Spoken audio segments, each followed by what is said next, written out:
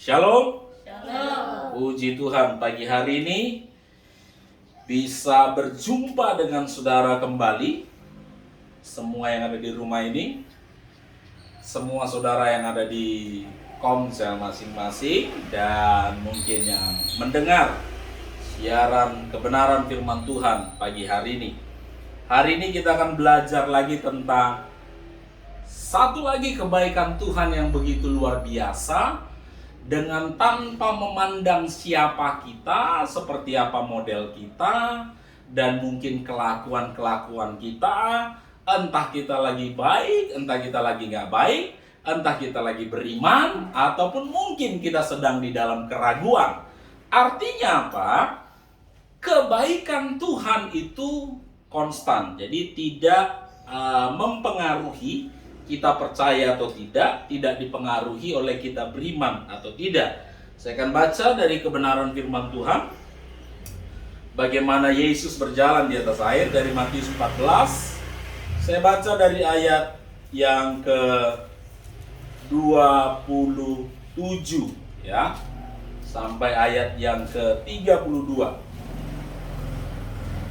Tetapi segera Yesus berkata kepada mereka, "Tenanglah, aku ini, jangan takut." Jadi mereka tadinya disuruh Tuhan pergi ke seberang, kemudian di tengah perjalanan ada angin sakal, angin topan yang begitu luar biasa yang menggoncang perahu mereka, nyaris tenggelam, nyaris mati, dan mereka sangat ketakutan. Kemudian pada saat mereka sedang di dalam ketakutan, Yesus datang berjalan di atas air dan mereka teriak ketakutan. Nah, kemudian waktu mereka teriak ketakutan, jadi tadi takutnya karena badai, ditambah lihat hantu, makin genaplah ketakutannya. Tetapi kemudian yang mereka sangka hantu itu bilang, tetapi segera Yesus berkata kepada mereka, "Tenanglah, aku ini, jangan takut." Lalu Petrus berseru dan menjawab dia, "Tuhan, apabila Engkau itu, suruhlah aku datang kepadamu berjalan di atas air." Kata Yesus, "Datanglah." Maka Petrus turun dari perahu dan berjalan di atas air mendapatkan Yesus. Tetapi ketika dirasanya tiupan angin, takutlah ia dan mulai tenggelam, lalu berteriak, "Tuhan, tolonglah aku." Segera Yesus mengulurkan tangannya memegang dia dan berkata, "Hai orang yang kurang percaya, mengapa engkau bimbang?" Lalu mereka naik ke perahu dan angin pun redalah. Saudara, motivasi Yesus datang jalan di atas air bukan untuk ngajak murid-muridnya sama-sama jalan di atas air, bukan. Motivasinya datang karena ketika dia lihat mereka sedang kesusahan, dia pengen datang menolong mereka yang sedang ada di dalam perahu itu, ya. Itu konteks sebenarnya. Jadi Yesus datang untuk menolong murid-muridnya, dan murid-muridnya ini punya model-model yang luar biasa, ya. Kalau beberapa waktu yang lalu kita selalu membanggakan Petrus yang bisa jalan di atas air. Kita bangga dan kita kepengen kayak Petrus yang bisa jalan di atas air. Tetapi tahukah saudara, kepada orang yang bisa jalan di atas air itu Yesus bilang begini, "Hai orang yang kurang percaya, mengapa engkau bimbang?" Saya waktu baca ini berulang-ulang saya jadi kaget. Loh, ternyata yang jalan di atas air itu yang bimbang dan kurang percaya. Wow, ini agak paradoks, ya. Kita berpikir selama ini orang yang mengalami mujizat adalah orang-orang yang beriman.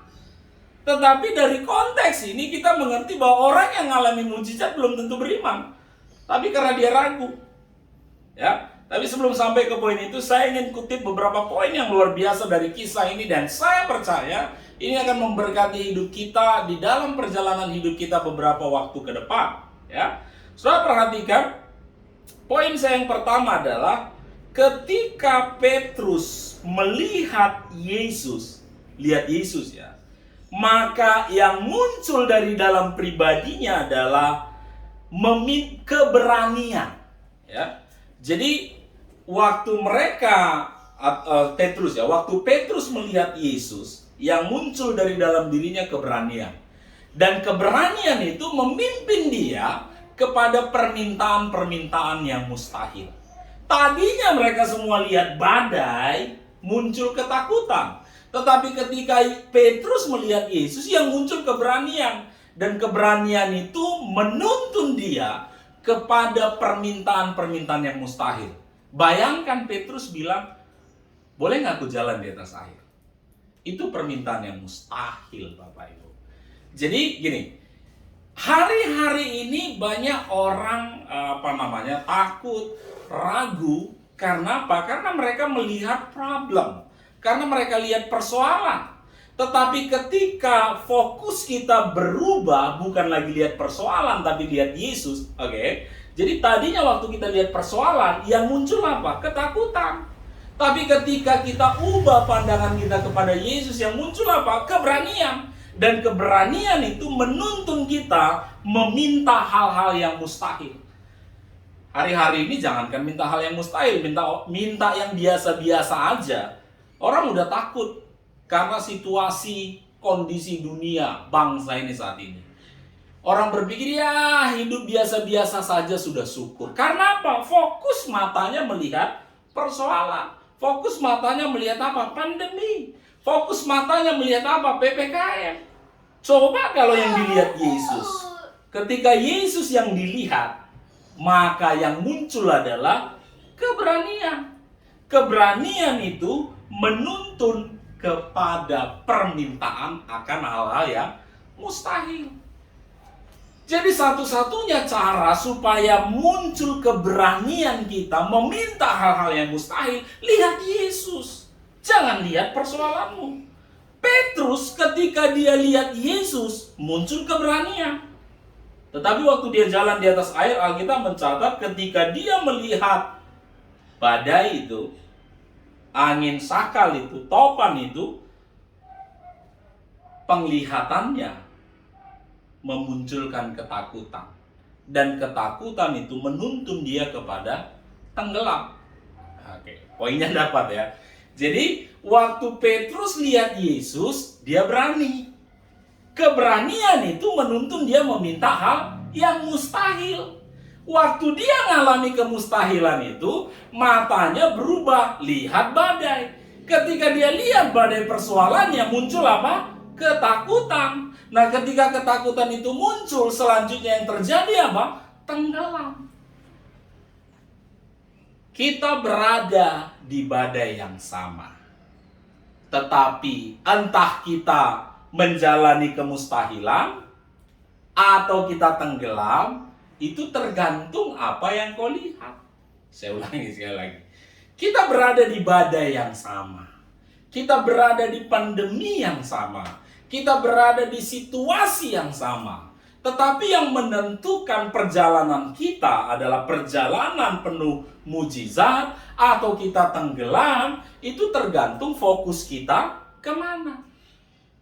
Kalau mata kita melihat Yesus, nah, kita berjalan dalam kemustahilan. Apa yang tak mungkin?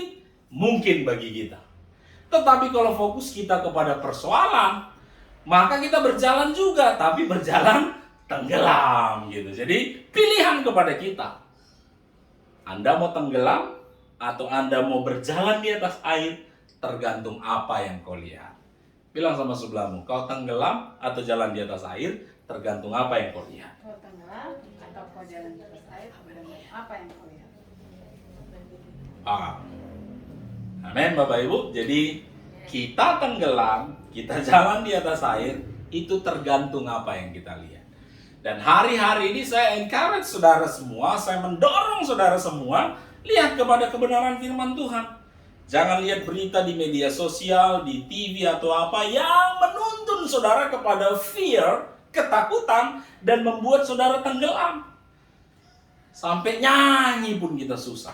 Tapi kalau kita lihat Yesus, Yesus, dan Yesus, maka saya percaya kita akan menjalani kemustahilan demi kemustahilan. Apa yang nggak mungkin, apa yang nggak bisa, kita bisa alami, kita bisa lakukan. Karena apa? Karena mata kita tertuju kepada Yesus.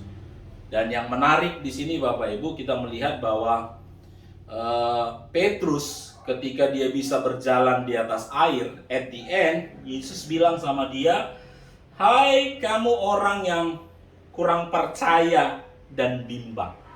Petrus ini mirip-mirip sebenarnya gambaran orang-orang seperti kita. Saya kutip beberapa poin tentang Petrus dari kebenaran firman Tuhan ini. Petrus yang melihat Yesus, Petrus yang sama juga melihat badai. Hidup kita kadang-kadang juga begitu, bukan kadang-kadang, bisa jadi sering. Pas hari Minggu begini kita lihat Yesus, Senin sampai Sabtu kita lihat persoalan. Jadi hari Minggu doang kita jalan di atas air, Senin sampai Sabtu tenggelam gitu ya. Dan saya berdoa sejak hari Minggu ini dan besok ketika masuk hari Senin, saudara nggak tenggelam-tenggelam lagi, tapi berjalan di atas air. Bilang sama sebelahmu, Senin sampai ketemu Senin lagi, jangan pernah tenggelam, bilang. Caranya gimana? Lihat Yesus. Karena Petrus yang sama yang bisa jalan di atas air, Petrus yang sama juga tenggelam, gitu. Jadi luar biasa Petrus ini. Bisa jalan di atas air, bisa juga tenggelam. Petrus yang sama yang lihat Yesus, matanya bisa juga lihat persoalan, gitu ya. Petrus yang sama yang jalan di atas air, Petrus juga yang sama yang tenggelam. Petrus yang punya keberanian keluar dari dalam perahu dan berjalan di atas air, Petrus yang sama juga punya ketakutan dan tenggelam.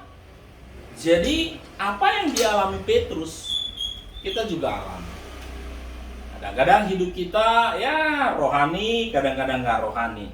Tetapi yang menarik adalah Yesus sebut Petrus sebagai orang yang kurang percaya dan bimbang. Saya waktu baca ini, saya berpikir waktu itu Yesus ngomongnya kepada murid-murid yang 11 yang ada di dalam perahu, bukan. Di teks aslinya itu kepada satu orang dan Yesus sedang bilang kepada Petrus, hai kamu orang yang kurang percaya dan bimbang. Saya mulai berpikir, bukannya dia yang paling beriman? Bukannya yang 11 itu yang kurang percaya dan bimbang? Oh ternyata enggak. Petrus yang kurang percaya dan Petrus rupanya yang bimbangnya luar biasa. Ya. Karena ketika Yesus ngomong demikian, ya, saya baca buat kita semua. Segera Yesus mengulurkan tangannya, memegang dia itu Petrus dan berkata kepada Petrus, oke? Hai orang yang kurang percaya, mengapa engkau bimbang? Jadi yang menarik adalah, saya mikirnya gini, dia nggak percaya, bimbang, tapi bisa ngalami mujizat jalan di atas air, walaupun sesaat ya. Saya hanya mau bilang sama saudara, ada mujizat engkau alami dalam hidupmu tidak tergantung kau punya iman atau tidak. Saya garis bawahi sekali lagi, Petrus adalah orang yang bimbang dan kurang percaya, tapi bisa jalan di atas air. Tapi bisa ngalami mujizat dalam hidupnya. Kok bisa? Ya karena dia lihat Yesus. Dan karena ada Yesus di situ. Jadi yang menarik di sini. Bisa nggak orang lihat Yesus tapi ragu? Bisa. Saya mau bilang sama kalian yang lagi nonton khotbah ini. Bisa nggak kalian lagi dengar khotbah begini, dengar firman Tuhan, tapi hatimu ragu sama Tuhan? Bisa. Jadi jangan selalu berpikir kalau dengar khotbah tiap hari, baca Alkitab tiap hari, nonton khotbah YouTube tiap hari, engkau nggak bimbang. Bisa. Sama kayak Petrus. Tetapi yang menarik itu orang bisa juga ngalami mujizat. Saya mikir-mikir, baru saya mengerti, oh itulah baiknya Tuhan. Orang kurang percaya, orang bimbang pun diberi mujizat. Wow, ini luar biasa ya Tuhan. Jadi gini, mujizat kita alami bukan tergantung iman kita, ya, tergantung kepada siapa kita melihat. Oke, kita beriman atau tidak, ya, atau gini, kita sering lihat Tuhan atau kita baca Alkitab, kita dengar khotbah, belum tentu membuat kita yakin. Ragu, bisa. Ya. Tetapi yang menarik, Tuhan tetap Tuhan yang baik. Amin. Kalau saya jadi Tuhan, saya akan bilang begini, gue ada di sini, mata lo lihat saya, tetapi kenapa kau ragu? Mungkin saya marah. Tapi kepada orang ragu itu Tuhan bilang gini, ayo. Ia jalan dalam kemustahilan. Jadi yang mau saya bicarakan kepada kita adalah kita punya Tuhan yang baiknya luar biasa. Karena apa? Ragu pun kita, bimbang pun kita, Dia tetap buat mujizat dalam hidup kita. Akibat dari keraguan dan kebimbangan itu apa? Tenggelam. Tenggelam pun kita, ditolongnya. Setelah ditolongnya, nggak dilepasnya lagi. Ayo nyelup lagi yuk, ditariknya nggak. Dibawanya masuk ke dalam perahu. Ke tempat yang paling aman. Saya hanya mau bilang sama saudara, engkau yang ragu, engkau yang bimbang, engkau akan ditolong Tuhan. Hidupmu akan penuh mujizat. Engkau yang bimbang, engkau yang ragu, dan karena kebimbangan, keraguanmu engkau tenggelam, gak usah takut, ada tangan Tuhan menolongmu. Dan ketika ditolongnya, nggak disuruhnya lagi kau jalan di atas air, enggak. Karena Tuhan tahu kau ragu. Apa yang dilakukan Tuhan setelah itu? Dibawanya ke dalam perahu. Saya percaya pada akhirnya Tuhan akan bawa kita ke tempat yang tenang itu, ke dalam perahu itu. Jadi jangan takut kalau kau agak-agak bimbang, agak-agak ragu. Jangan takut kalau hari-hari ini kau berkata, Tuhan, aku akan hidup seperti apa besok ya? Tuhan, kerjaanku besok gimana ya? Tuhan, keuanganku besok gimana ya? Mungkin kau punya ratusan ribuan keraguan hari ini. Saya hanya mau bilang sama saudara, ada kabar baik bagimu. Kita punya Tuhan yang baik. Petrus yang ragu, yang bimbang aja bisa jalan di atas air ngalami mujizat. Saya percaya keraguanmu tidak membatasi kebaikan Tuhan, mujizat Tuhan dalam hidupmu.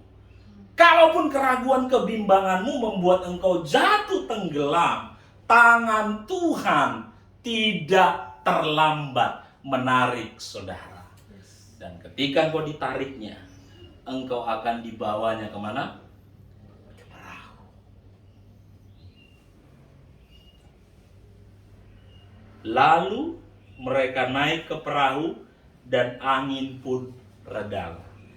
Saya waktu baca ayat bagian terakhir ini, saya terlena dengan ayat yang lain, situasi yang lain ketika mereka sedang kena badai. Yesus teriak sama badainya, diam! Gitu. Kali ini enggak. Yesus bawa dia ke dalam perahu yang sama. Dan waktu Yesus masuk ke perahu itu, badai itu diam. Saya bingung, ini badai gak dengar apa-apa. Yesus gak ngomong apa-apa, tapi perahu itu bisa, badai itu bisa tenang, bisa diam. Ini membuktikan kepada kita perahu itu bisa bicara tentang keluarga, bicara tentang gereja, bicara tentang komsel saudara. Ketika engkau mengalami kacau, badai, ketakutan, tenggelam di luar sana, balik ke rumah, balik ke gereja, balik ke komunitas selmu, balik di tempat di mana engkau bertumbuh. Nah, ketika engkau balik kepada karena tadi Petrus komunitasnya dengan 12 murid. Wah, dia keren-keren toh. Keluar, bisa jalan di atas air, tenggelam. Saya ulangi sekali lagi. Jangan pernah keluar dari komunitas. Jangan pernah hidup sendiri tanpa teman, tanpa komsel. Engkau butuh teman, engkau butuh saudara, engkau butuh sahabat. Balik ke sana, itu perahumu, ya. Kalau komselmu komsel kasih karunia, ya balik ke kasih karunia. Kalau El Shaddai, ya balik ke El Shaddai. Karena ketika engkau di luar sendiri, kau bisa tenggelam. Tetapi ketika engkau balik ke dalam perahu bersama Yesus, maka badaimu tenang. Jadi kadang-kadang badai itu ngamuk waktu kau keluar dari komunitas. Kadang-kadang persoalan hidupmu tambah berat karena kau mencoba sendiri jadi Superman. Gitu. Kau pikir kau bisa sendiri. Wah, gua keren nih bisa jalan di atas air. Enggak. Balik. Ketika engkau di luar, kacau. Tapi ketika engkau balik ke perahu besar kita, GKK Yesus baik. Saya nggak tahu, mungkin ada di antara saudara yang dengar firman Tuhan hari ini di dalam kesendirian, entah kau sendiri di kosan, entah sendiri di rumah atau dimanapun itu. Saya hanya mau bilang, cari komunitasmu, ya, cari tempatmu komsel bertumbuh, itu perahumu.